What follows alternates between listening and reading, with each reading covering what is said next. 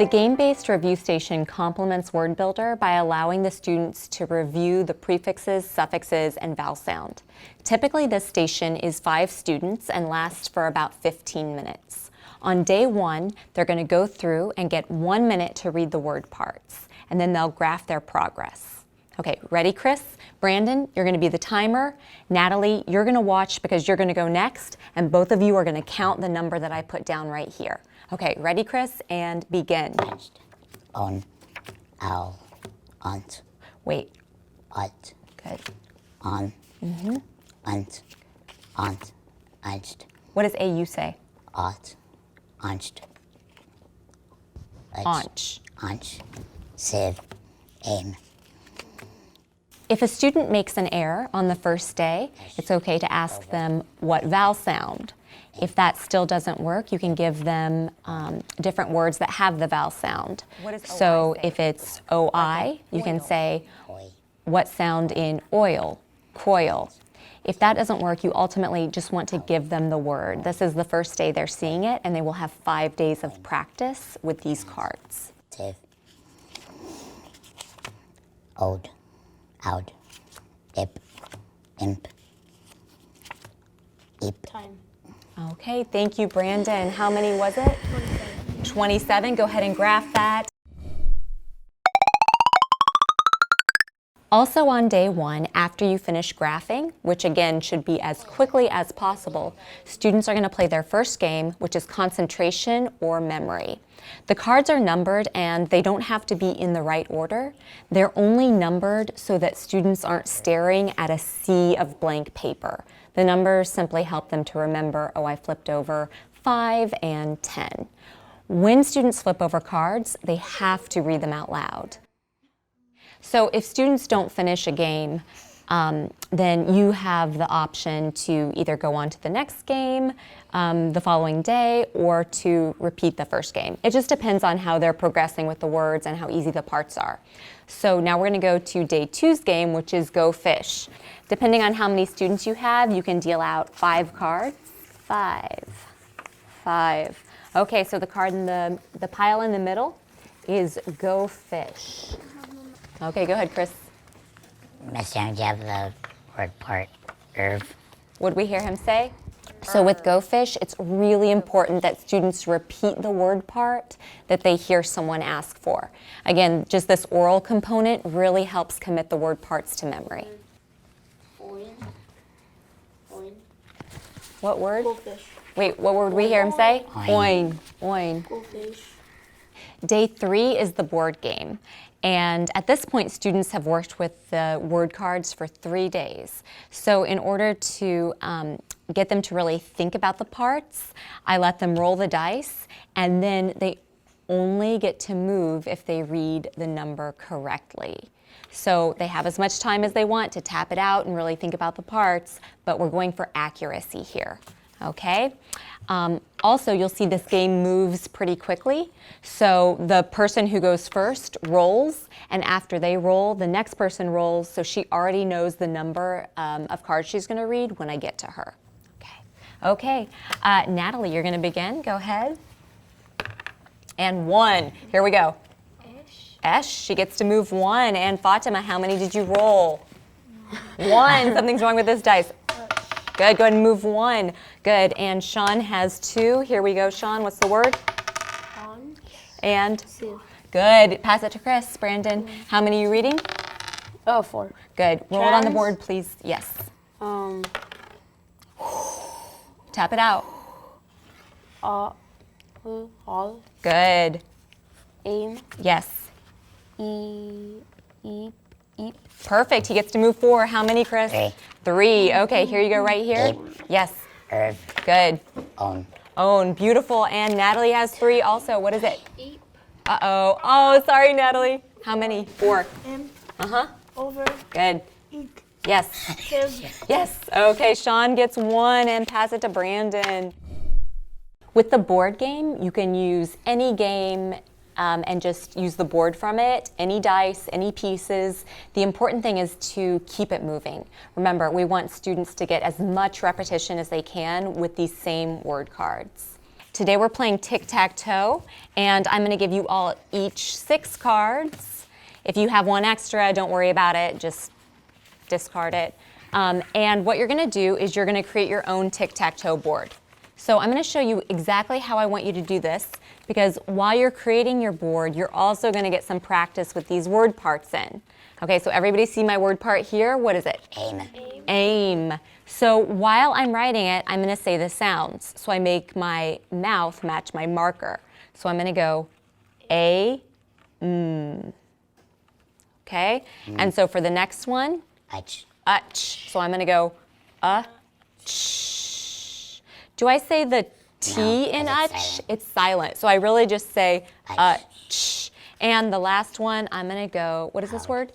Owd. Owd. So I would go owd. Okay. So you all take it away. But I need to hear you as you're creating your board. And if, Wait, do I do this again? yeah, and guys, if you don't have enough cards, that's fine. Choose one to use in more than one space. I finished. Excellent. I see you've all created your tic-tac-toe boards. Now we're going to have a round-robin tournament. Fatima and Sean, you are going to play each other, and you're going to start with Fatima's board. If nobody wins, then you want to try on Sean's board, okay? So you have little pieces to mark with so that we don't erase your tic-tac-toe boards. Sean, you can be yellow. Fatima, you can be purple. Now remember, you can only put a piece down if you read it correctly, okay? So we have to read. Yes, you have to read it correctly. Okay, here we go, Brandon. Ready? I'm going to go first, okay? I'll be yellow. Over. Go ahead. Okay. Over. Ash. Ach. So for tic-tac-toe, and also you'll see for road race, there is added practice when students actually have to write the words in on their board and say the parts as they write them. With tic-tac-toe also, a tournament is a great way to keep it interesting and ensure that students get a lot of repetition.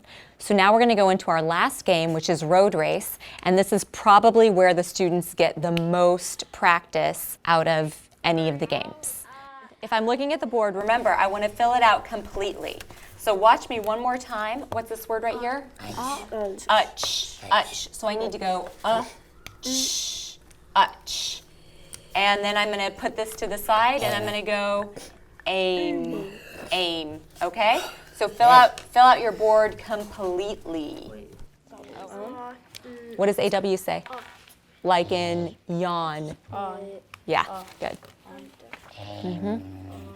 Fill in the last 2 spots. Look what Fatima's doing, Natalie.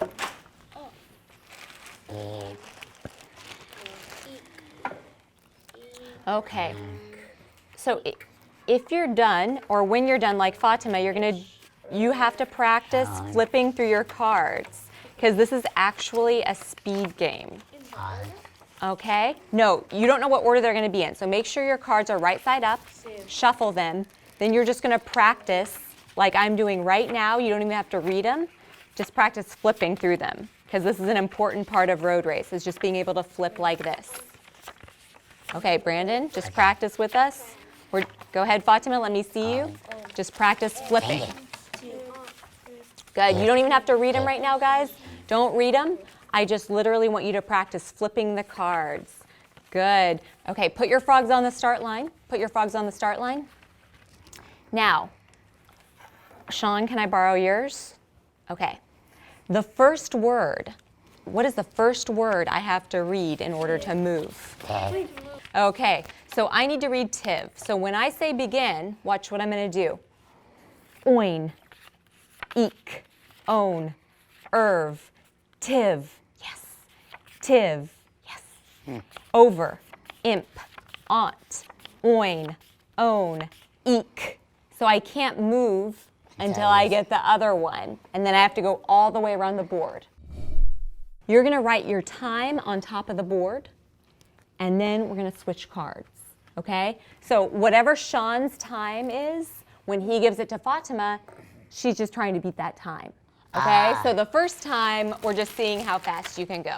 Everybody got their cards ready, got them shuffled, no starting on the, okay. Shuffle them, shuffle them. Everybody shuffling. Let me see you shuffling.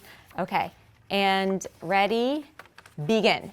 Typically, if students beat a time or win a game, I'll give them a ticket. And a ticket is our classroom currency. So that's just one form of motivation. In WordBuilder, motivation is embedded. Students earn coins for mastering a word, and then they get to purchase games with those coins. They can purchase a game at the beginning of a small group rotation, so they basically get about 15 to 20 minutes of free time, non-academic time to enjoy a game, and that's a reward for their hard work. Most students are simply motivated by the fact that they're reading multisyllabic words and that they're able to break down words that they may have not been able to do in the past. The final graphing happens on the last day of games, and students have shaded in on their graph how many words they read on the first day. Now we're going to compare that after they've done the game-based review for 5 days and see how many words they can read in a minute. While students are being timed, it's important to try to give each student a role, even if that role is practicing some word cards on their own before it's their turn to graph. Or you can have them select a game to repeat, like maybe 3 of them are playing a board game and you're pulling students out one at a time to time them. Okay, ready, Chris? Let's do your final timing. Brandon, you're gonna count. Natalie, you're next, so you're gonna review. And Fatima and Sean, you're gonna count how many he reads. Okay, ready and begin. Over, tiv, ip, ik, on, erv, tiv, ant. You got 40, so how does that compare with day 1? You got 27, and now you got 40. So you're just gonna, see how they did here? Bottom in gray and then in black. So you're gonna go all the way up to 40 right there. When students graph on the final day, there should be improvement. If they're still struggling with some words, you can include those word parts or those vowel sounds in your next game-based review. But the game-based review is really important for WordBuilder, because if students don't know the parts of words and if they don't know the vowel sounds, then they're not going to be able to break down those big multisyllabic words.